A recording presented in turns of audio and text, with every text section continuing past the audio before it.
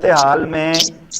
کیسے اچھی فلم بنے گی، اور اگر بن بھی گئی جیسے آپ نے بتایا میرٹ کے ساتھ مل کے بن بھی گئی تو دیکھنے کون آئے گا، جبکہ لوگوں کی بساط ہے ہی نہیں کہ وہ 1500 سے لے کے 5000 تک خرچ کر سکیں۔ تو آپ کیسے، یہ تو پھر یہ 3-3 کروڑ یا جتنا بھی دیا ہے ضائع کرنے والی بات ہو گئی۔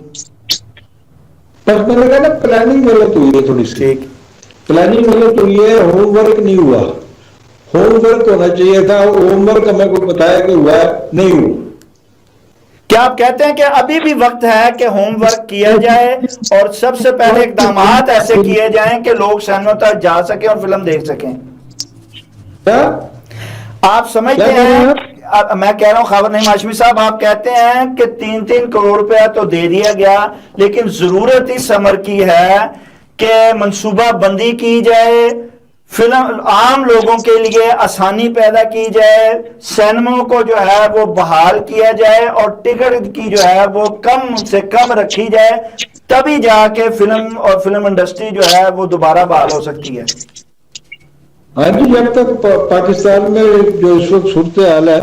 زیادہ سے زیادہ ٹکٹ جو ہے نا وہ 500 روپے کا ہونا چاہیے، زیادہ سے زیادہ۔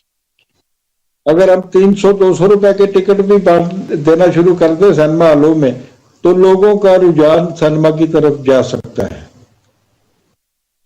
حکومت ان چیزوں کی طرف بھی دیکھ رہی ہے کہ یہاں فنڈ کی تقسیم کر کے مطمئن ہو گئی ہے کہ ہم نے انڈسٹری کو مجھے بالکل نہیں پتا، ٹھیک ہے، بالکل نہیں پتا دیکھ رہی یا نہیں دیکھ رہی۔ ٹھیک ہے۔ میرے تو جو دماغ میں تھا آپ نے سوال کیے، میں نے آپ کو جواب دے نہیں، دیا۔ آپ تو اپنے ویلاگ پہ بھی آواز اٹھا رہے ہیں، آپ میرے پروگرام میں بھی آپ نے آواز اٹھائی ہے اور سچائی بتائی ہے اور راستہ بھی دکھایا ہے، لیکن کیا آپ سمجھتے ہیں، آپ جیسے لوگ جب اس طرح کے جو فلم کو بڑی اچھی طرح سمجھتے ہیں، ان معاملات کو اچھی طرح جانتے ہیں، کیا موجودہ